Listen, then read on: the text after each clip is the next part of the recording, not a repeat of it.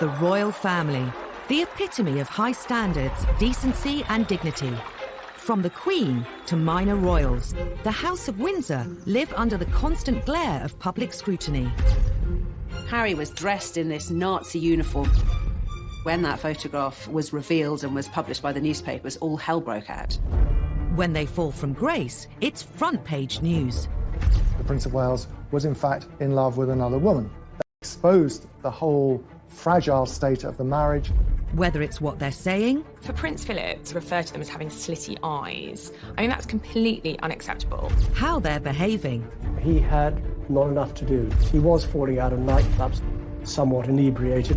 Or who they fall in love with. He was divorced. She was a princess. The royal household were absolutely aghast. The media had an absolute field day when this relationship became public. This was a very racy royal girlfriend indeed. Royal scandals matter. The repercussions ripple through Britain. For the first time, you have a senior member of the royal family actually telling the world what is wrong with her marriage. Controversy can even cast questions over the crown itself. You think, well, why are we having a royal family if this is how they behave? Some royal scandals are beyond the palace's control, whether it's unwanted intruders. It was a huge scandal at the time, horrifying for a nation who expect their monarch to be better protected. Or troublesome in-laws. There will always be debacles with the Markles, and whenever they step into the light, they will cause another scandal. These are the stories that caused scandals at the palace, told by those that witnessed them. But the whole thing was embarrassing for the royal family. Not only did she wash her dirty linen in public, before it was washed, she held it up so everybody could see every little stain.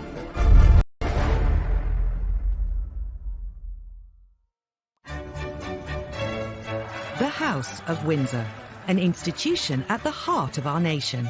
The royal family really goes to the very essence of as who we as Brits identify as and see who we are. The Queen is amazing because she's our head of state. Unlike previous royals, the Windsors rule during a media age like no other. The idea of that goldfish bowl, which the royal family live in, means that scandals are never very far away because the world is watching. However hard the royal family may try to control its image, it's almost impossible to do so when scandals erupt. And no scandal caused as much damage to the House of Windsor as the day Princess Diana decided to reveal all about the state of her royal marriage. Diana had and nurturing the relationship. She did it with several journalists. She did it with writers. She did it with me. After their fairy tale wedding in 1981, Diana became the most scrutinized woman in the world. Diana was the biggest star, the biggest celebrity on the planet. If you wrote a story about Princess Diana, it was on the front page, no matter what. But not all the headlines were positive. Some press reports suggested that all was not well between her and Charles. Diana wanted to make sure the public heard her side of the story, even if it caused a huge scandal. In 1992, she dropped a bombshell that would rock the House of Windsor to its core. She secretly cooperated on a tell-all biography with journalist Andrew Morton. Princess Diana felt that she didn't have a voice. She was trapped inside the palace, and people didn't know her plight. She was approached by Andrew Morton through an intermediary called James Colthurst. He acted as a go-between. Andrew Morton gave him the questions. James put the questions to Diana, and she answered them in a tape recorder, and the tape was given to Andrew Morton. Colthurst made repeated clandestine visits to Kensington Palace and taped several conversations with Diana. I was working with Diana in 1992 and was completely unaware of her liaison with the go-between James Colthurst. Had I been aware of it, or had I been advised of it at that particular time, I would have probably encouraged her not to do it. Diana's butler, Paul Burrell, was one of her closest confidants. Even he was kept in the dark until shortly before the book's publication. I remember saying to her, "Do you think it's a good idea?" And she said, "Well, it's done now. It's too late." She didn't seem to care. This was her chance to tell the world exactly what she felt. During the conversations, Diana had revealed some of her most intimate secrets. Andrew Morton knew when published they would cause a sensation. He just could not believe what he was seeing. I mean, he knew he'd struck gold, but he was brave, and he was determined to go ahead and publish. In the weeks before the book's release, rumours of its existence circulated amongst the press. During an official visit to Budapest, Diana was confronted by the Queen's press secretary, Dickie Arbiter. She categorically denied that she had given any assistance whatsoever to Andrew Morton. She had that sort of look on her face, and I knew that she was being economical with the truth. But you don't tell... The story was published in January 1992.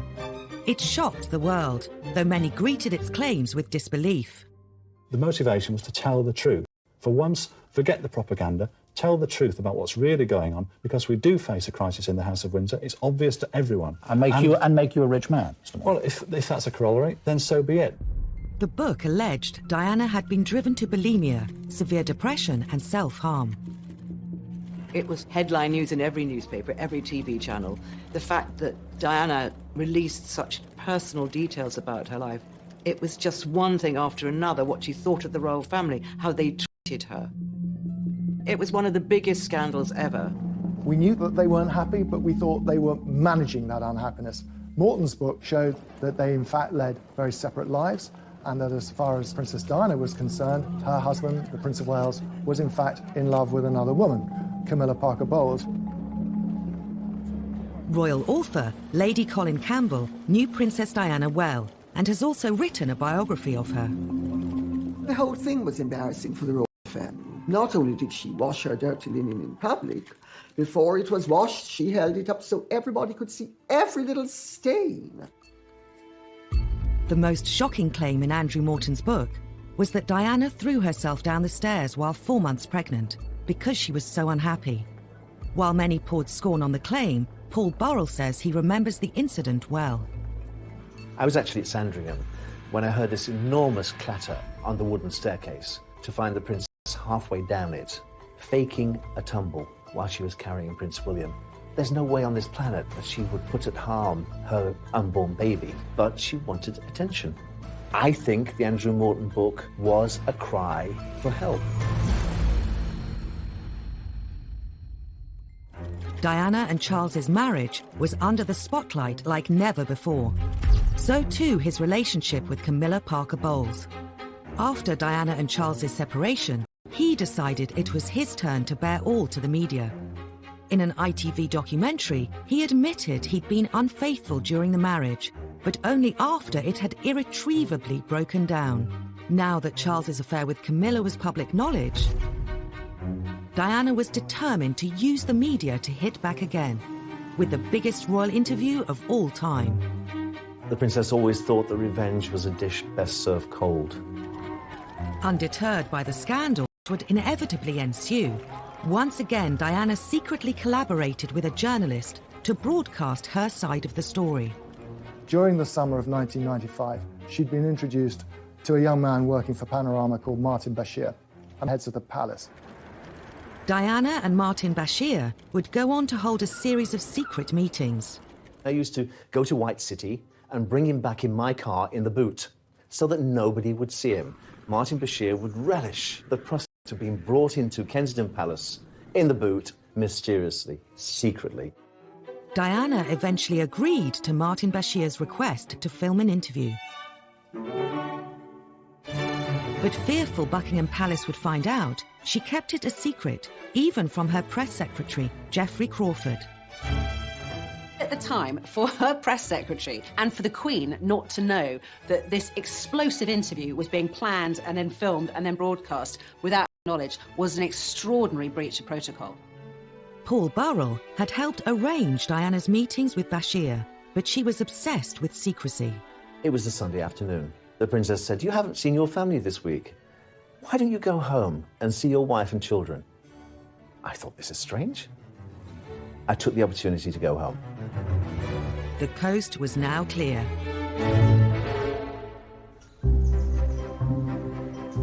The Panorama team were secretly admitted to Kensington Palace. Their cameras were set up over a weekend, there was no one around, and they actually got the whole thing in the can before Diana admitted what was going on. Monday morning, I arrived back at the palace to notice all the furniture had been moved in the Prince of Wales' study. And I said to the princess, why have these chairs been moved in different directions? I had a dance class yesterday afternoon. Later that evening, she confided in me that Martin Bashir and the camera crew had been into the palace to film the interview. Oh my goodness, I said, you didn't say anything you shouldn't say, did you? She said, well, I did say a few things. Would you say that you were happily married? Very much so.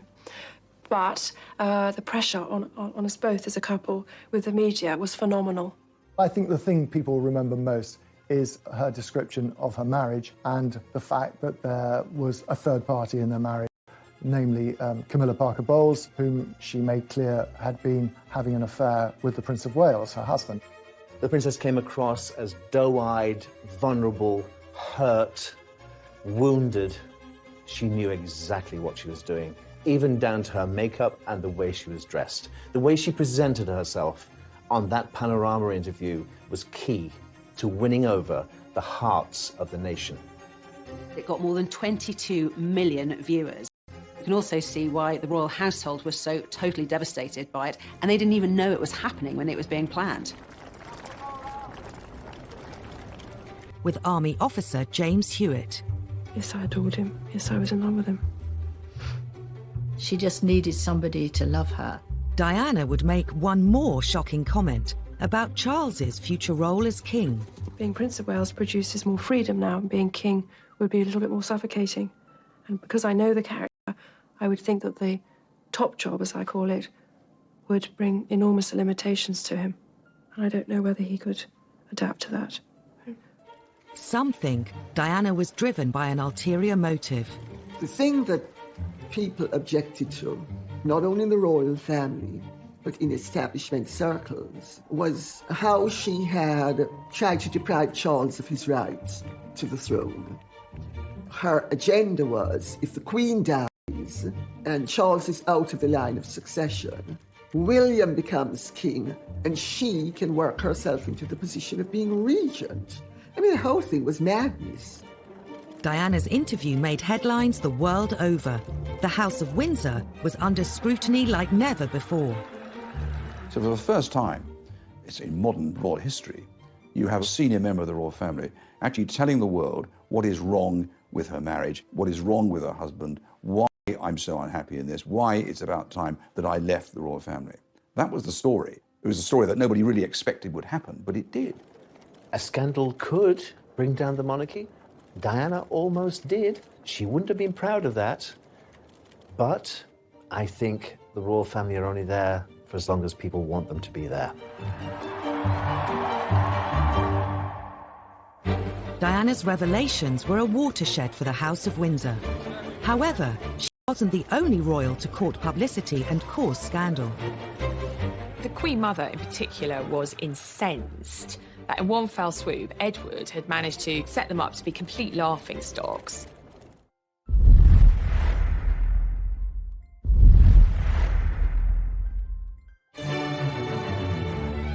As reigning monarch for over 65 years, the Queen has had to endure decades of royal scandals. Many have involved her 4 children. The youngest, Prince Edward, and his wife Sophie, nowadays keep a low profile. He's the only one with a successful marriage of the Queen's 3 boys. He's the only one whose marriage hasn't ended in divorce, still happily married with 2 children.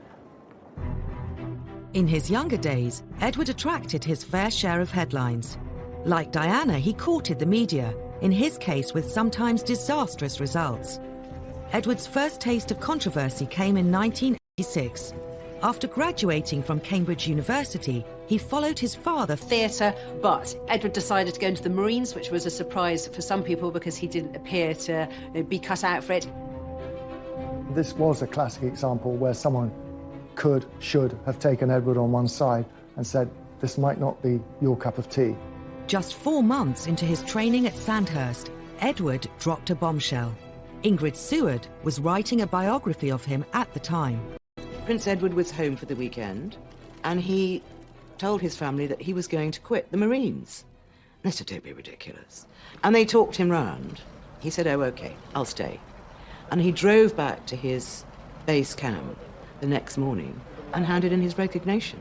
And Princess Anne was driving back to Gloucestershire and nearly put a car in the ditch when she heard on the radio that Edward had resigned, because the last thing she knew, that they'd had this really good talk, and he'd said he'd stay in. The news was received with natural disappointment that His Royal Highness had come to this decision. Some members of the royal family felt he'd let the side down. The Queen Mother was one who felt disappointed in her grandson's behaviour. His father, Prince Philip, was apparently very upset and angry because, of course, you know, what's a royal to do if they're not to be in the armed forces? Soldiers make an oath to Queen and country. For a member of the royal family not to be up to it in terms of joining a military unit was damaging. After quitting the Marines, Edward was free to indulge his real passion. Hurrah, hurrah! During university, he'd developed a love for the performing arts. Edward had always been seen as a man who seemed to be at his happiest on the stage. He also managed to convince other members of the House of Windsor to take part in a TV special, It's a Royal Knockout. All this quasi-excitement doesn't really matter a damn to you, then? No, we're the strong, silent types. We're the best blue bandits there are. The programme was widely seen as a really low point for the House of Windsor. It was an incredibly kind of toe-curlingly embarrassing affair. You've got the members of the royal family prancing in period costume. They look like extras from the Tudor court. I think it was quite dangerous for the royal family in a way, because you think, well, why are we having a royal family if this is how they behave? If you see these people running around, mucking about, like 6-year-olds or 3-year-olds even, and you think, well, am I giving my taxpayers money with this? It's nonsense. On the day the programme was filmed, Edward gave a press conference to the waiting media, but it turned into yet another Have you? Well, thanks for sounding so bloody enthusiastic. Richard Kay was the Daily Mail's royal correspondent covering the day's events and was at the press conference. And he said, what did you think of it? Well, we couldn't really answer because we hadn't been allowed to see it, at which point Edward sort of threw his toys out of the pram, if you like. What did you think of it? Thanks. I thought it was great. He displayed a very impetuous side of his character, and of course it was reflected in the television broadcasts and the newspaper accounts at the time. If Edward hoped It's a Royal Knockout would bring the royal family's image up to date, the whole affair did precisely the opposite. The Queen Mother in particular was incensed that in one fell swoop, Edward had managed to set them up to be complete laughingstocks. And she, having tried so hard to kind of reposition her family and obviously her daughter as monarch with dignity and gravitas, prancing around in Tudor costume, kind of laughing and braying in front of the cameras, it took them back several years. The fiasco didn't deter Edward from embarking on a career in television. In 1993, he started his own TV company, Ardent Productions. At the time, he made the mistake in saying, well, I'm not going to work on my royal connections, but practically every documentary he made had a royal connection. In 2001, Ardent were commissioned to make a series called A to Z of Royalty for an American TV channel. Prince William was about to start university at St Andrews. At the time, it was a big story. There was an agreement in place between the palace and the media that we would turn up to cover Prince William's first day at university, and we would then leave, which we all duly did. Except there was one film crew that didn't pack up and leave, and ironically enough, that was Edward's. Edward's film crew broke the agreement Clarence House struck with the media and continued to film around the university. Edward and his media career once again attracted all the wrong headlines. Edward was very defensive about it, maintaining that they weren't stalking Prince William, they were merely doing some extra shots they wanted to take up there. It did look very much like there were two rules. One rule for the working press, if you like, the media, and another for the royal family. It looked favoritism. Press reports claimed Ardent's bungling caused a huge bust-up between Edward and William's father. Prince Charles was apoplectic about it. When news reached him that there was still a camera there, there was quite a colourful phone conversation had between the two brothers. Ardent were forced to issue a public apology. It was a massive case, end of Edward's fledgling production career. Edward's television career was subject to press ridicule from the beginning. It was symbolic of the media's changing relationship with the royals. In the years immediately after the war, the British media showed far more deference to the monarchy. But in the 1950s, that began to change. The threat of scandal forced Princess Margaret to abandon her plans to marry. Her suitor, a member of the royal staff, named Peter Townsend. Peter Townsend was a war hero, a fighter pilot, very glamorous. But Peter Townsend had been married before, and in those days that created a huge scandal. The obstacles were enormous. He was divorced, she was a princess, the royal household were absolutely aghast. It was seen as a scandal because you can't do that as a royal. You can't get involved with somebody who is divorced. It's not done. Sir Alan Lascelles, who was the private secretary to the Queen, when Townsend went to tell him of the news that they intended to marry, Lascelles said, "You must be either mad or bad or both." The Royal Marriages Act meant Margaret needed her sister the Queen to agree to the marriage. But her role as head of the church placed Elizabeth in a compromising situation. The Queen was head of the Church of England, therefore could not condone the remarriage of divorced people in church. So for Princess Margaret, that was going to be tricky. Divorce was a dirty word. It was a dirty word in terms of the church. It was a dirty word in terms of government. In those days, the church did not recognise divorce. They knew it was happening, but they didn't recognise it. They didn't like it. As the church and the powers in the government pressed the Queen to oppose the marriage, the romance was about to become public knowledge. An eagle-eyed reporter saw Margaret brush a bit of fluff off Group Captain Peter Townsend's RAF tunic, and royals don't brush fluff off the hired help's tunic, and they thought, aha, there's something here. It was out in the open, they couldn't disguise it. That gesture of the bit of fluff went right round the world and was, in fact, a major story which led unquestionably to a crisis. This was a public display of affection which was very unwise. The press latched onto this enticing story. It offered romance, drama, and real danger for the House of Windsor. The country was hooked. Margaret was really the first celebrity royal.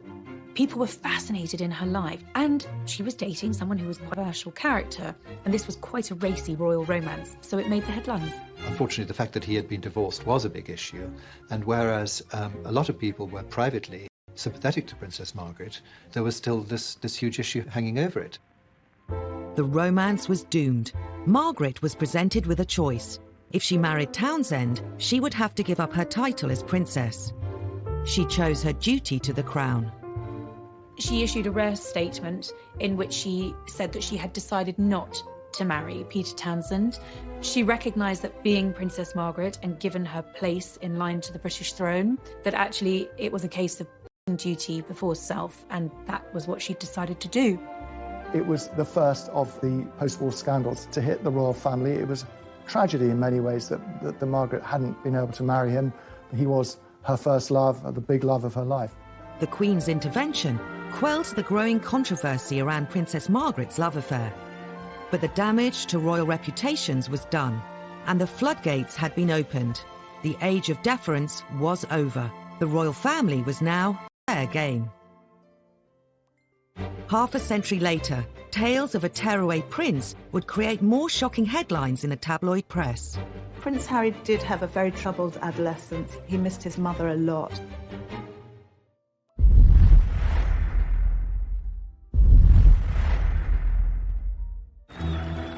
Prince Harry. He served Queen and country. He campaigns for all kinds of worthwhile causes. end, he's one half of a real-life royal fairy tale. Sixth in line to the throne, these days he's undoubtedly one of the most popular members of the royal family. But a few years ago, he was no stranger to tabloid scandals. Harry's always been the one who knew he'd never be king. Didn't matter. So Harry could do exactly what Harry wanted. Harry was doing his A-levels at Eton College, but was destined to join the armed forces. The army was always his first love. I remember him as a 5- and 6-year-old strutting around Kensington Palace in army fatigues with a parachute regiment beret. But before serving in the military, Harry was grabbing the headlines. He had not enough to do. He was falling out of nightclubs, somewhat inebriated. In 2002, the antics of the 17-year-old were to make front-page news. He got involved with smoking cannabis and drinking too much, so his dad took him by the ear and took him to a rehab centre. Prince Charles was so concerned at how often his younger son was using cannabis that he insisted he visited the Featherstone Lodge Centre in South London. Prince Harry met addicts. Story caused a stir and would become a major front-page splash. The News of the World got a hold of the story and, put it to the palace, and we're going to go and run with the big story about drugs. Prince Charles's spin doctor at the time, Mark Bolland, later said they decided to cooperate with the News of the World to try and present the story positively. They showed the Prince of Wales in a good light by saying as a dad he was taking his kid to the rehab centre to show the dangers of drugs and drink. And the News of the World would go along with it because then they could run the story on the drugs anyway. What youngster of that age wasn't falling out of nightclubs or pubs? It happens all the time. Even if you've got a protection officer in tow, that you are going to get up to things that maybe you shouldn't. Others in the media speculated that Harry was struggling to cope with the death of his mother at the age of 12. Prince Harry did have a very tough time after the death of his mother. He had a very troubled adolescence, very public displays of fighting with photographers and getting drunk. I think he missed his mother a lot and didn't really have a role in life. I think Harry's wild teenage years have a direct link to losing his mother. William and Harry walked behind Diana's coffin as part of the funeral cortege. Having grown up with them, of the two boys, I always worried about Harry most. An almost intolerable moment for the two boys, the two princes. Impossible to put into words. I knew that William was of an age he could understand his mother's passing, and Harry wasn't. And that really did affect his teenage years. He admitted a couple of years ago that he suffered mental health as a result of the death of his mother. At the time, he said no 12-year-old should be asked to walk behind a coffin. But then Prince Harry's no ordinary 12-year-old. He's a prince of the United Kingdom. After the rehab story, the press became increasingly interested in Harry's personal life. This was a difficult time for Harry. When Harry and William were at school, the press had voluntarily signed this agreement with the palace that they would give the boys their privacy. That was a big deal on Fleet Street. They were prepared to do that. But of course, once they left school, all bets were off. With Harry viewed as fair game by the tabloids, the floodgates opened. It was a fancy dress party with a colonial theme. Harry, for some reason beyond most people's understanding, decided that he was going to dress up with Nazi insignia, which a guest caught and photographed and sold to the Sun. He made this very, very silly mistake, obviously deeply inappropriate, going to this fancy dress party, which itself had a pretty dodgy theme, colonialism. And obviously when that photograph was a sort of global upset. I was in Barbados at the time, and I was talking to this minister, and he was horrified. The Jewish community were very upset about it, and so they should be. I think everybody should be upset about it, that a member of the royal family, and a senior member of the royal family at that, was wearing a swastika armband. The timing was particularly bad, as it happened 2 weeks before the 60th anniversary of the liberation of Auschwitz. It was seen as trivialising something that was such an important part of world history. It was a huge scandal for the royal family. It was such an insult to so many people.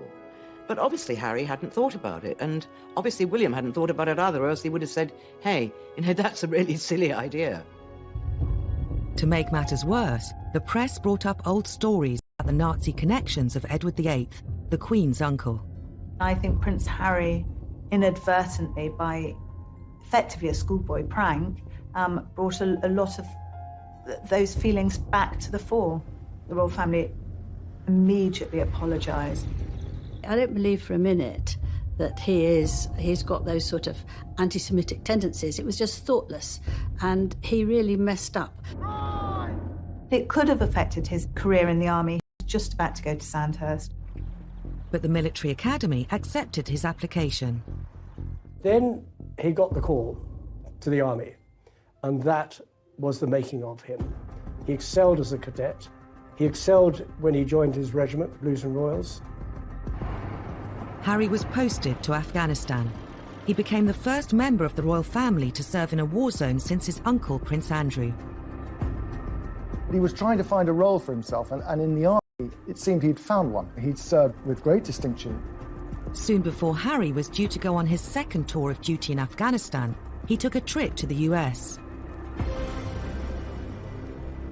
I think going to Vegas was really Harry having his last hurrah before going to war. Harry was going to the front line. In August 2012, footage emerged of Harry at a Las Vegas pool party surrounded by women in bikinis. He let off steam in a way which sort of raised eyebrows. I think that's at the very least. He probably felt no 100% guarantee that he was going to come back in one piece. He might come back in a body bag, might as well let his hair down. And then he did just that.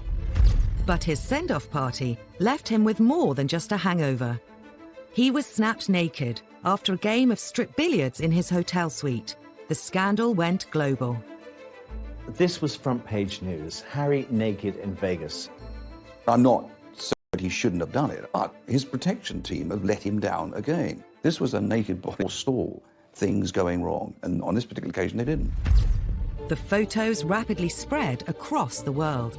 There was a strong effort by the palace to suppress the pictures, to prevent them being published in this country, and for some time that held firm. It was quite ludicrous, really, because they'd already been seen by anyone who's got a computer or a phone. They could just tap in and look at them. A few days later, those pictures of the party-loving prince made a splash in this country too. He was portrayed in the media as a foolish young man who had some life lessons to learn. In many ways, it was rather unfair. I mean, he was only doing what a lot of young men of his age do. I think at the end of the day, when the pictures started appearing, it endeared Harry to the great British public. They thought, hey, he's one of us. Ultimately, it was a phase Harry was going through, like a lot of kids go through, and just part of his growing up. Today, Harry has dedicated himself to helping young people in mental health charities. And of course, he's very happily married. Some think Harry's wild days actually helped cement his place in the hearts of the public. I think the whole world love Harry. Welcome to Canada! They love a sort of bad boy who's become a good boy, and he's got a lot of charisma. Harry is a progressive modern royal. You either want the royals to be modern or you don't. If they're not modern, they're complaining about them not being modern. If they do modern things, then still complaining. You can't have it both ways. Prince Harry cares a great deal about how he's perceived.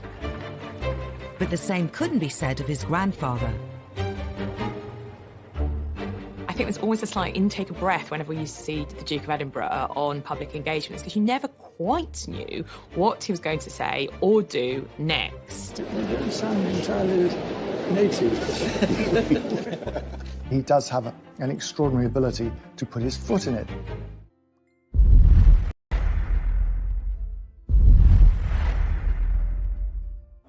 Before retiring from public engagements well into his 90s, Prince Philip did a remarkable job, accompanying the Queen on royal visits throughout the UK and all over the globe. We've now seen the world's most experienced pluck on there. He's also known for his blunt sense of humour.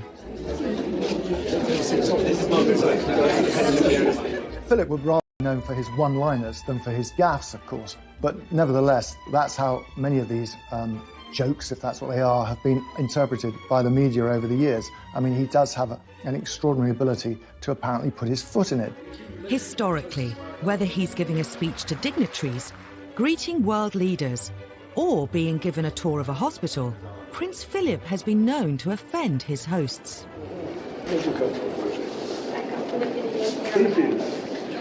Like intake of breath whenever we used to see the Duke of Edinburgh on public engagements, because you never quite knew what he was going to say or do next.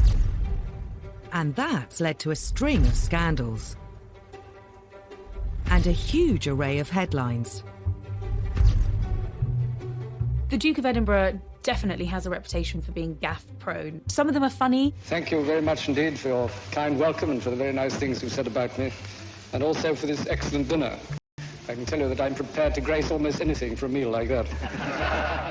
Some of them are very non-PC. Prince Philip today unveiled an award, but also at one point observed that a somewhat dilapidated fuse box looked as though it was put in by an Indian. And some of them are downright offensive. They don't sound entirely native. I just don't think he can help himself. He just says what he thinks. And I suppose in the 1920s and 1930s you could get away with that. Prince Philip is a law unto himself. I think it would take a very, very brave person to say, sir, by the way, can you just tone it down a bit? No one tells Prince Philip what to do, first and foremost. He is his own man. He says what he thinks and what he feels. At the centre of a storm, the Duke visiting Ely Cathedral today, saying nothing more about handguns. On his behalf, though, a lengthy apology from Buckingham Palace after he questioned the wisdom of new restrictions. He is trying to say the right thing, and sometimes it doesn't come out quite right. He's always taken the view that his role is an icebreaker. The Queen is actually remarkably shy. In 2013, Philip met Nobel Prize-winning education campaigner Malala Yousafzai. There's one thing about children going to school. They go to school because the parents don't want them in the house. Instead of putting people at ease, sometimes he puts them in the spotlight. In 2010, Navy Sea Cadet Elizabeth Rendell made national news when the Duke asked her if she worked in a strip club. He was with people in uniform. He's always much more comfortable with naval and army types. And he obviously felt secure in their surrounding, that he could crack a joke. While people in the UK are used to his old-fashioned sense of humour, on the international stage, the Duke has sometimes threatened diplomatic relations with foreign countries. I don't think he means any genuine offence when he makes these one-liners, but unfortunately, he has offended nations and peoples around the world. In 2009, the Duke committed one of his most high-profile blunders when meeting Barack and Michelle Obama. The meetings with the Chinese, the Russians, David Cameron. I think Prince Philip asking whether you could tell the difference between Chinese, have a preponderance of saying something rude about the Chinese. In 1986, while on a state visit to China, Philip made arguably his most infamous and catastrophic blunder of all.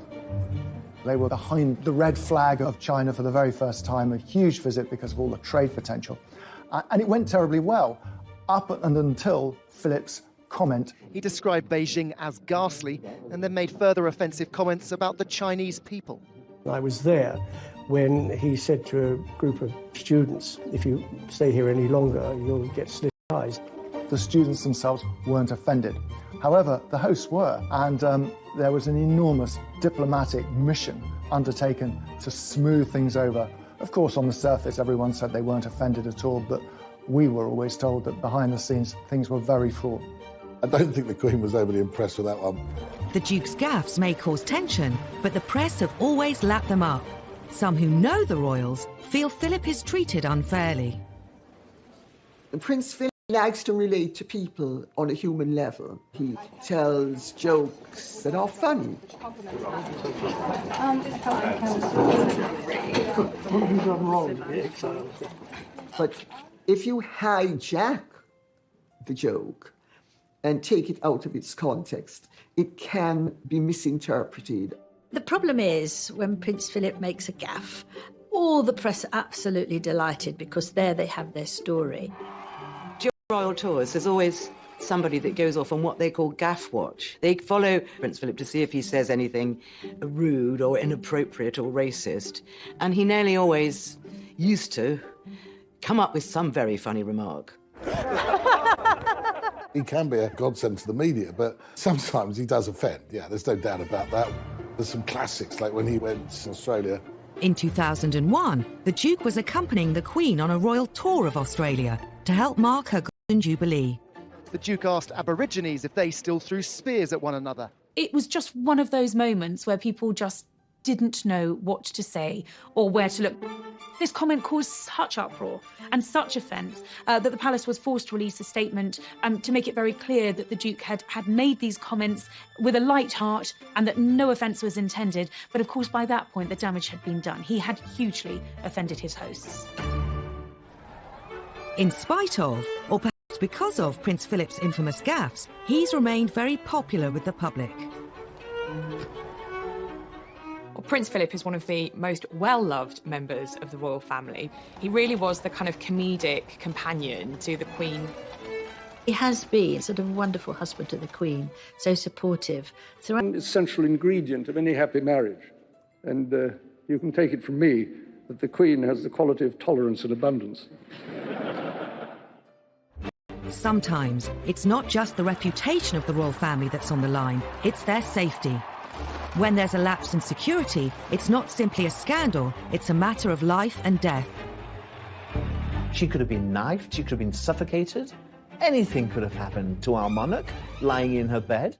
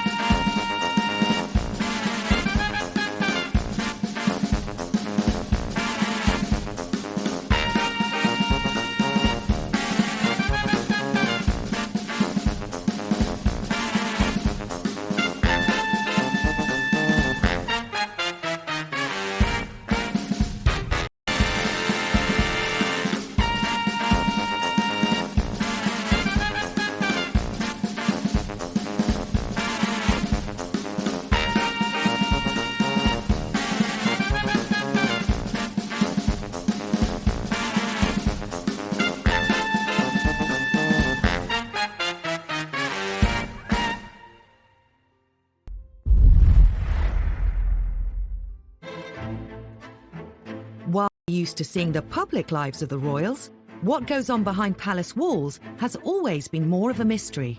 The royals have been hit by a number of scandals involving their personal security. Security scandals are scandals because... Well, if we can't keep some of the most important people in the country, the Prime Minister, members of the royal family, alive, then what hope do we have for the rest of, hoi polloi? As stories have emerged of royal security lapses, they've given us a glimpse into the private lives of our royal family. In the early 1980s, an intruder at Buckingham Palace got dangerously close to the Queen. I think in this day and age especially, the security of the Queen is of the utmost importance, and we have to ensure that we do have the best security in place and protection for her. You would think that Buckingham Palace is one of the most secure properties in the land. You're wrong. 7 a.m. on a hot July morning in 1982. 33-year-old unemployed decorator Michael Fagan was suffering from severe depression after the breakup of his marriage. He found himself outside Buckingham Palace and spotted an open window. Back in the day, the security was there, but not enough. Fagan scaled the 14-foot-high perimeter wall. After clambering up a drain pipe and through the open window, he began wandering the corridors of the palace. Within minutes, he reached the wing housing the royal apartments, including the Queen's bedroom. He had managed to completely evade royal protection and security and get straight to the Queen. On his way in, Fagan had set off an alarm sensor, but thinking the alarm was faulty, the police silenced it. To make matters worse, the armed police officer, who should have been outside the royal bedroom, was away from his post. Fagan walked straight into the Queen's bedroom, where she was fast asleep. He could easily have killed the Queen in her bed, and that would have been it. He sat on her bed, and apparently she kept him calm by having a nice chat. Minutes later, the palace police bundled him out of the room. Her Majesty told me the story personally. I said, well, that's extraordinary. She's plus. He was gripping a broken ashtray and he was bleeding on my counterpane. All she was worried about was the bloodstain on her bedclothes. She wasn't worried about her safety at all. Anything could have happened to our monarch lying in her bed. She could have been knifed, she could have been suffocated. It was a huge scandal at the time, horrifying for a nation who expect their monarch to be better protected.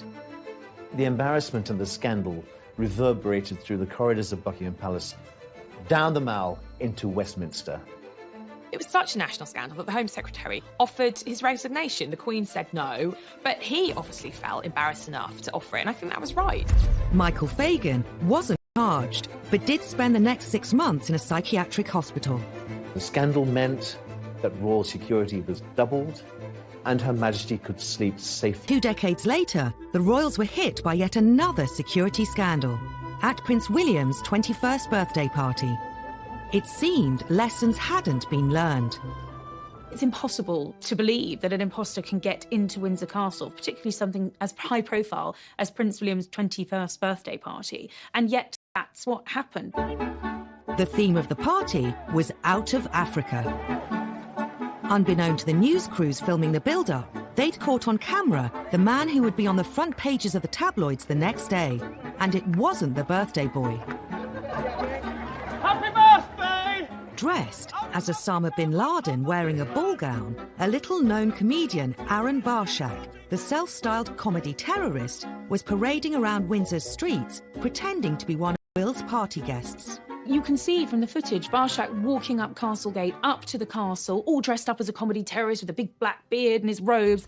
Because, of course, trying to monitor who's meant to be there and who's not meant to be there when everybody is dressed in ridiculous outfits does make it harder for the security services. However, the comedian was dressed in a pink dress and a fake beard, so he clearly didn't fit with the theme. He should have set security alarm bells going much earlier than he did. But in fact, he was able to slip in undetected. How he managed to scale the walls, how he subsequently managed to infiltrate the party. I mean, this was the stuff of almost unbelievable reports the next day. The walls of Windsor Castle successfully kept out the rebel barons in the 13th century, but they were no match for a man in a peach-coloured ball gown and a false beard. He managed to get past the police security and into the castle, which, by the way, is a pretty big place, straight into the party. I mean, that was a huge security breach. Barshak climbed onto the stage where Prince William was making a speech. He kissed him on the cheek before eventually being detained. He certainly shouldn't have been allowed to get anywhere near, let alone kissing distance, of William. The fact that he got on stage, no one realised anything was wrong until Prince William looked at him and said, "Who the hell are you?" It is rare for almost all senior members of the royal family to be gathered together in one place. And if Barshak had been someone with evil intent, well, you can imagine the consequences. There was a huge public outcry. David Blunkett, the Home Secretary at the time, had to make grovelling apologies on behalf of the police. Security breaches don't get any bigger than that. It was a huge royal scandal, and suddenly all of the attention was off the birthday boy and on what was essentially a massive security threat. David Blunkett did also, interestingly, put the boot into the royal family. He clearly wasn't prepared to take the full blame on behalf of the police and said that the royal family had specifically asked for lighter touch policing on that night. Every tourist would be talking about a very different story today. Could the lax security around the royals have prompted the idea behind the next breach? Less than 6 months later, an undercover reporter infiltrated the royal household and got a job as a footman. The reporter faked a CV, bogus references, and somehow managed to elude royal security and all of the checks that surely go with applying for a job in the household. The Daily Mirror even managed to take this grainy photograph of their fake footman, Ryan Parry, standing on the balcony of Buckingham Palace. The Mirror journalist described how his uniform guaranteed virtually unlimited access to every part of the palace. For the Daily Mirror, this was a massive coup, revealing the most astonishing details about the domestic lives of the royal family. The fake footman had access to the royal family's personal apartments and even took photos of the table where he served the Queen and Prince Philip their breakfast. He revealed these fascinating details of breakfast with the royals, the Queen feeding her corgis marmalade and toast underneath the table. They all thought Queen would be eating off gold plate, and the idea that her muesli is brought to her in Tupperware boxes sort of really appealed to people. The British public were able to gawp at what Her Majesty eats for breakfast. The country was shocked someone with a fake CV could get so close to the Queen. It just makes you wonder about how many other people they've employed who have had slightly dubious backgrounds. Even more embarrassing was the timing of the scandal. He was there on the eve of a presidential stay. In fact, he saw the president's bedroom. There could have been a real scandal over the fact that this undercover reporter was working within feet of President Bush while he was a guest of the Queen. For the palace, utter humiliation, an absolute breach of royal security. While security staff can be hired and fired, even the royals can't choose their in-laws. The Markles, they're not going anywhere. Meghan's family obviously want to cash in on her fame and her royal connections.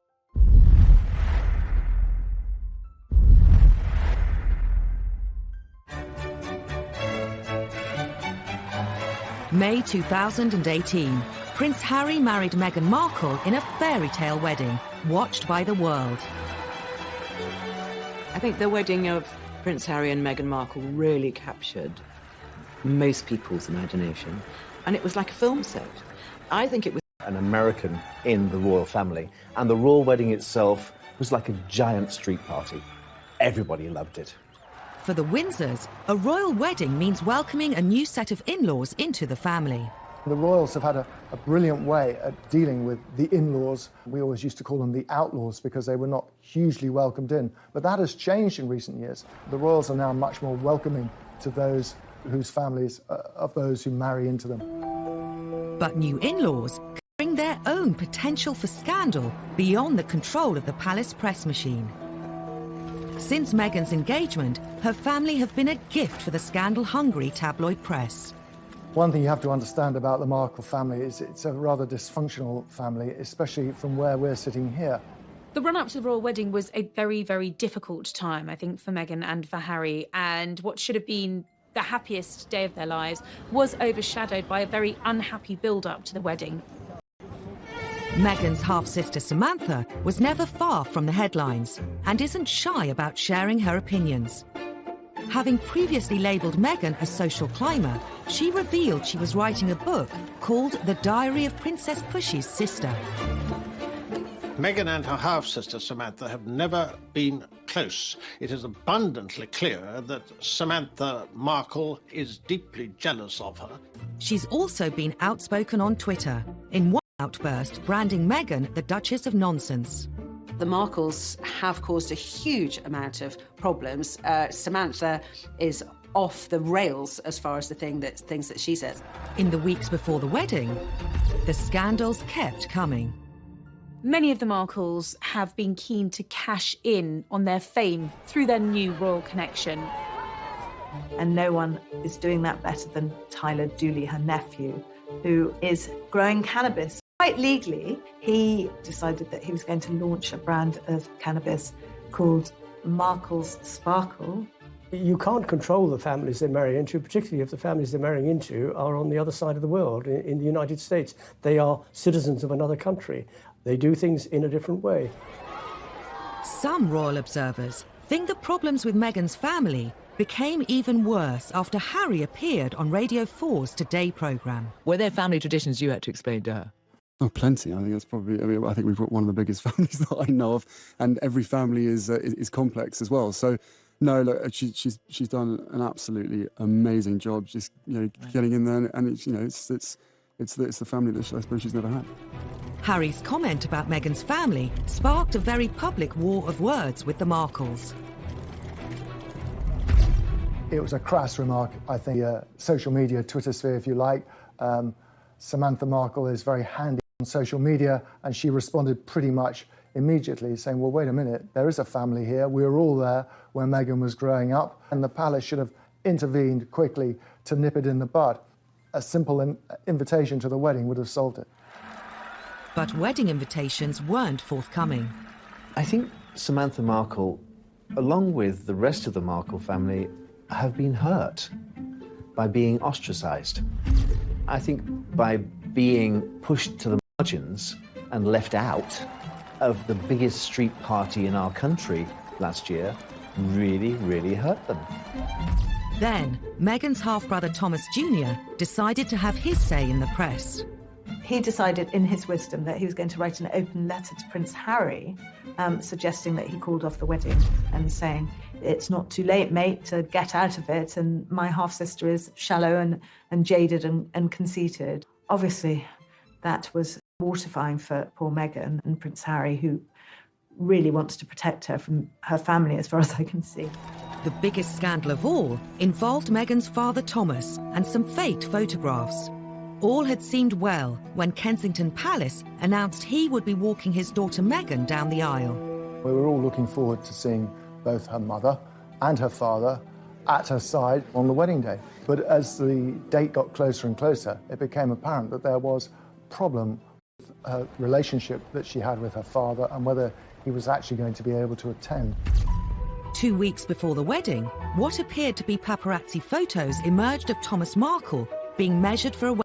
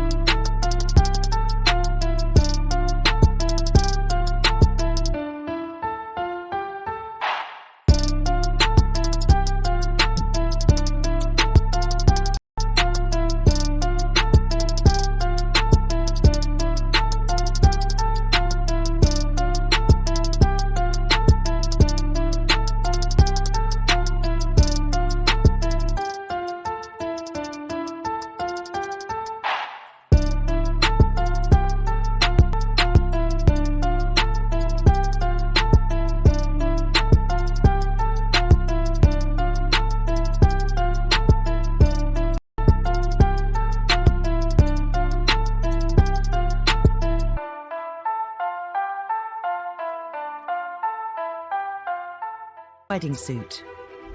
Another image showed him in an internet cafe near his home in Mexico, looking at pictures of Meghan and Harry. But soon after their publication, it emerged that Thomas Markle had colluded with a photographer to stage the photos.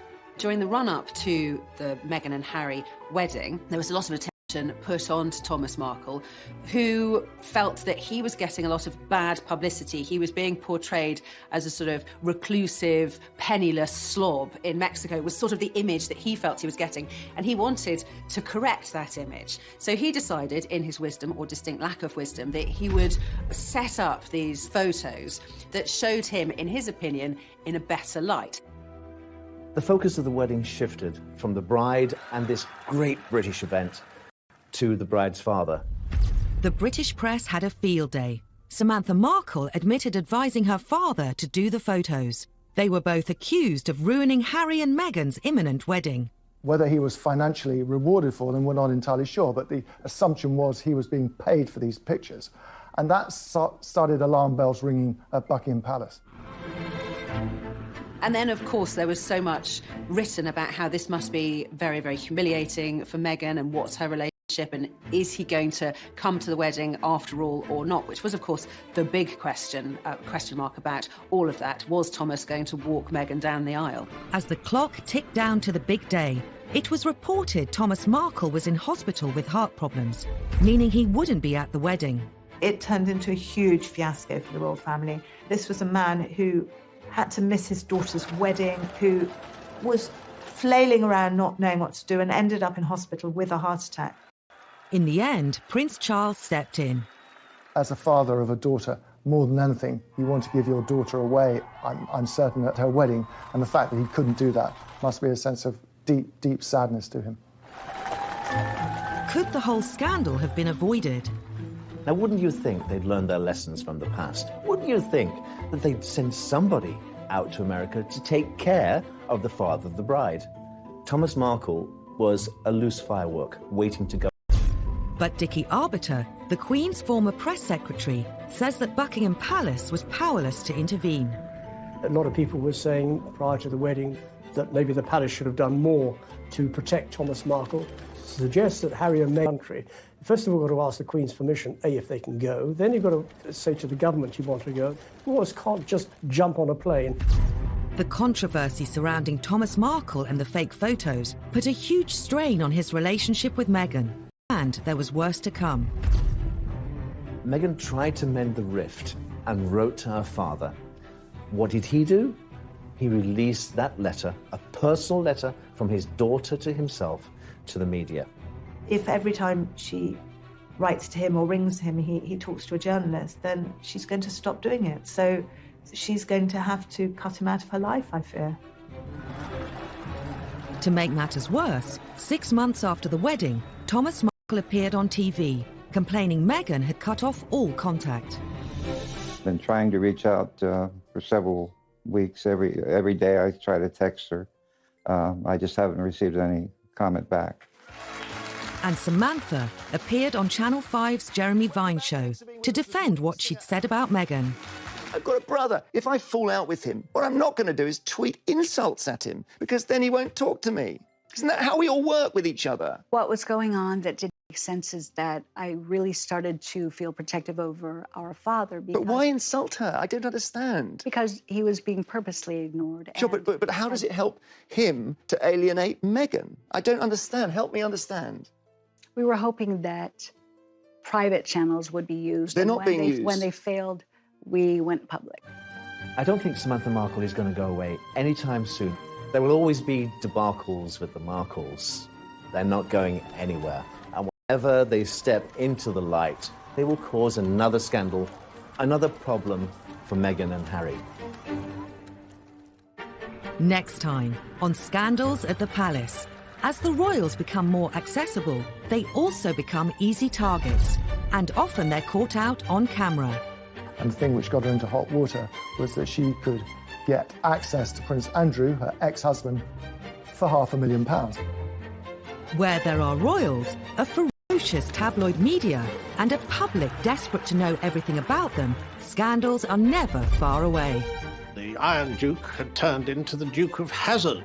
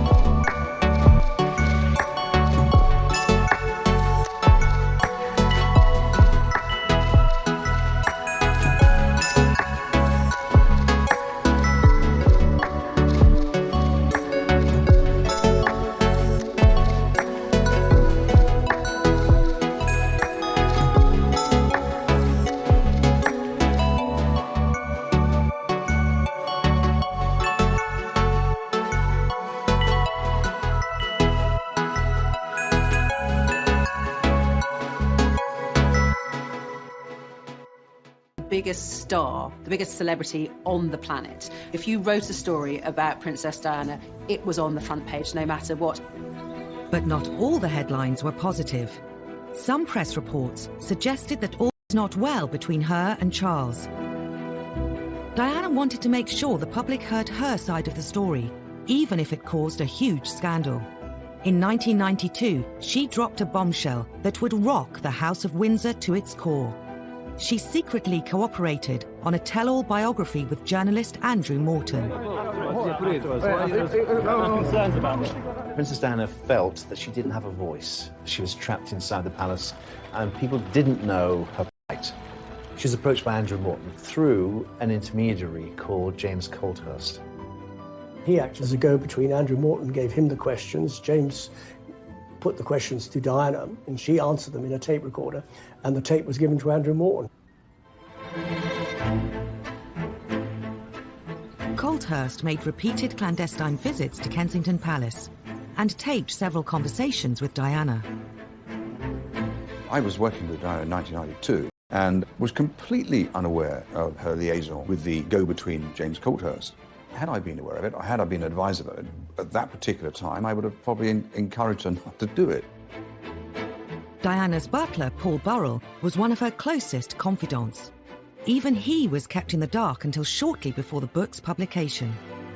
I remember saying to her, do you think it's a good idea? And she said, well, it's done now, it's too late. She didn't seem to care. This was her chance to tell the world exactly what she felt. During the conversations, Diana had revealed some of